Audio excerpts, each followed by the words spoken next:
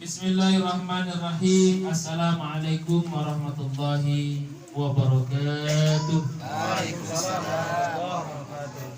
Alhamdulillah, assalatu wassalamu ala rasulillah wa ala alihi wa sahbihi wa mawala. Yang saya hormati Ketua Perwitan Senang Berbagi Sedekah Bapak Haji Tengku Makmur. Yang saya hormati Adil Baik Bapak Iwan sekeluarga, Bapak-bapak, ibu-ibu jamaah perwiritan SBS Senang Berbagi Sedekah yang dimuliakan Allah Subhanahu wa taala. Pada kesempatan kali ini, sebagaimana biasa, kita sama-sama menimba ilmu, saling berbagi.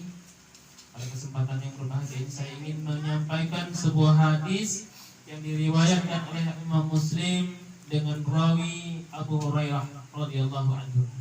Abu Hurairah ini, Bapak dan Ibu yang dimuliakan Allah, adalah sahabat Nabi yang tidak terlalu lama dengan Nabi.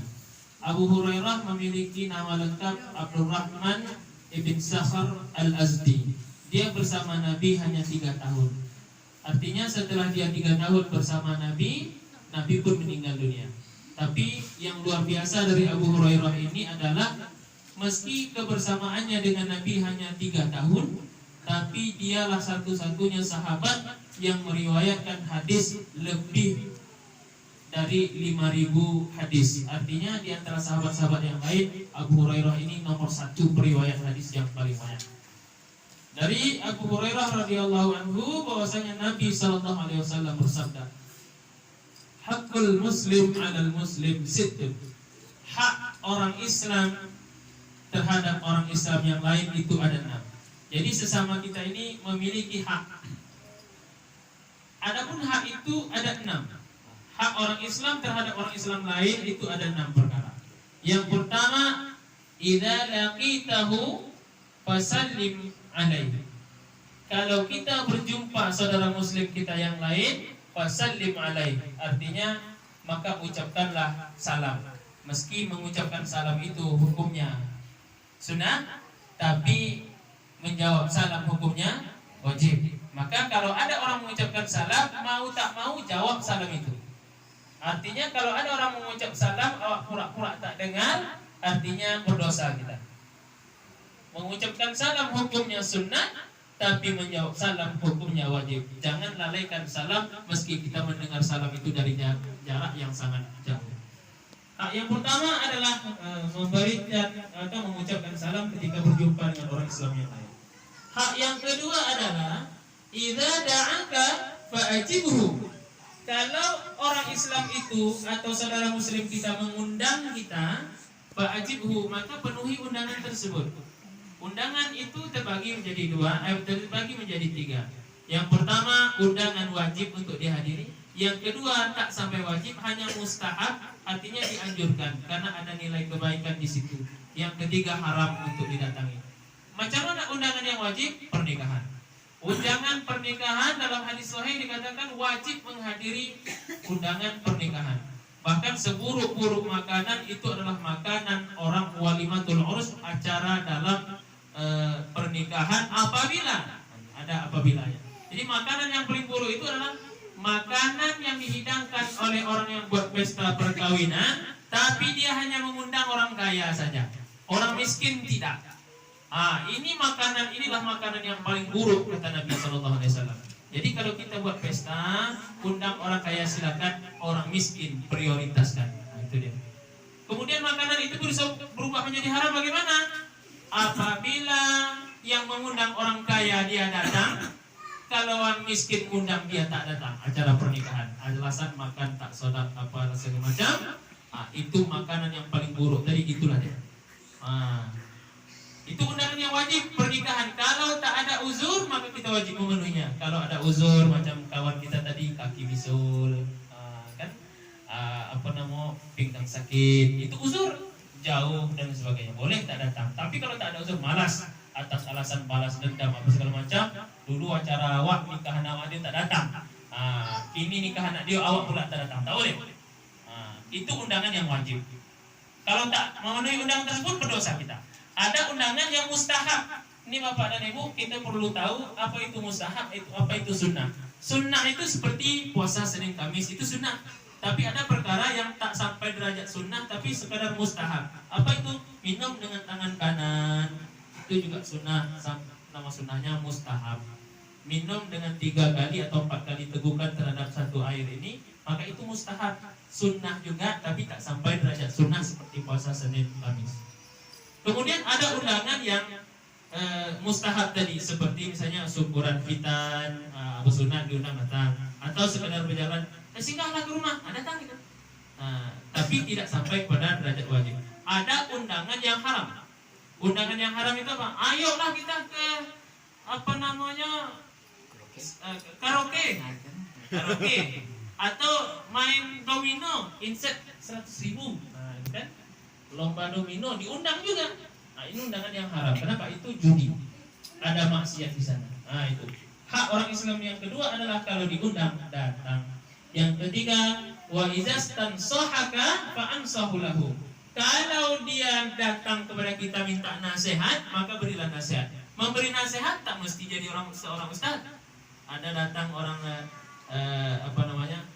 Bang Abu misalnya, datang ke rumah katakanlah yang lebih tua kepada Pak Teguh, Pak Haji Teguh.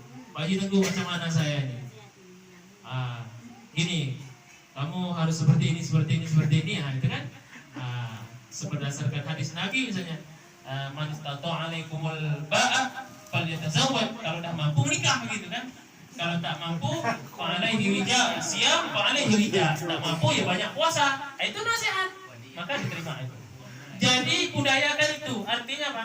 Datang ke orang yang lebih tua, datang kepada buya-buya. Jangan minta buya, macam mana tolong telepon sana, saya minta kerja. Jangan. Yang kita budayakan itulah minta nasihat. Pak Haji, nasihat saya, kamu jangan merokok lagi. Itu misalnya.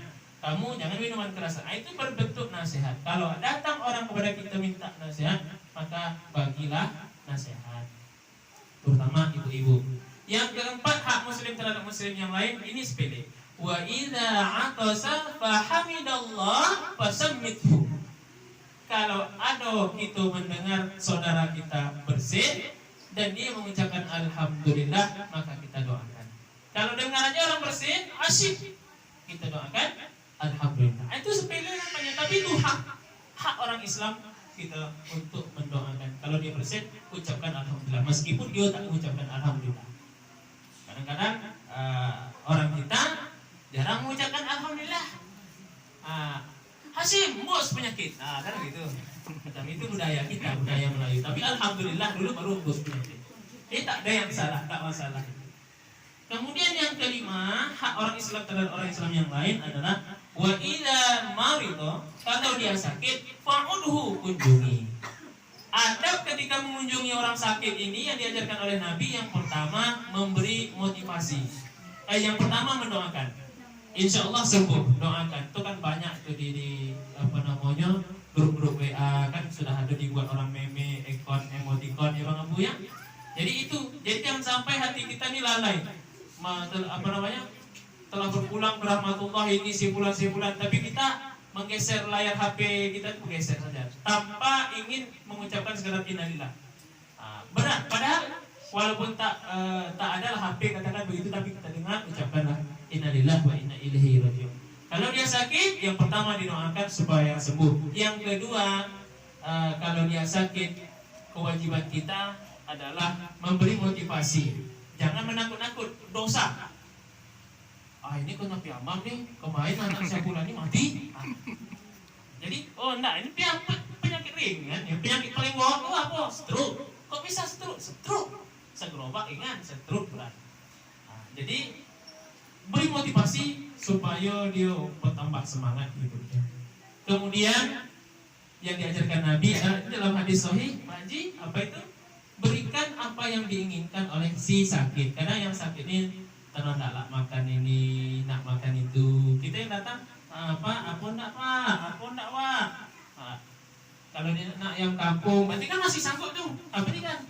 Ambojul sakit, ambojul, boleh nanggo panca suntik, banyaknya namanya kan? Jadi yang kira-kira orang datang itu mampu, bolehlah ambo nio mudo suntik. Berarti dia minta itu bukan sakit minta-minta. Enggak, itu diajarkan oleh Nabi. Tanya kepada si sakit, dia mau apa kita berikan. Nah, itu yang diajarkan oleh Nabi Sallallahu Alaihi Wasallam. Kemudian hak yang ke-6 adalah wa idza mata fattabi'hu. Kalau dia meninggal, antarkan jenazahnya. Kata Nabi, siapa yang menyolatkan jenazah, maka dia dapat 1 pahala qirat. 1 qirat itu 1 gunung Uhud. Kalau setelah menyolatkan dia sampai ke kuburan mengantar, dia dapat pahala 2 gunung Uhud. Gunung Uhud itu besar. Kalau kita memberi 1 gelas air, pahalanya 1, tapi mungkin sebesar gelas nih.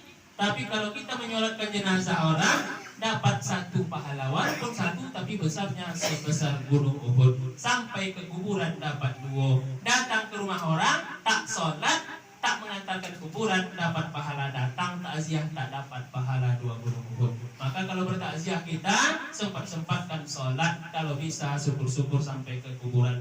Assalamualaikum warahmatullahi wabarakatuh.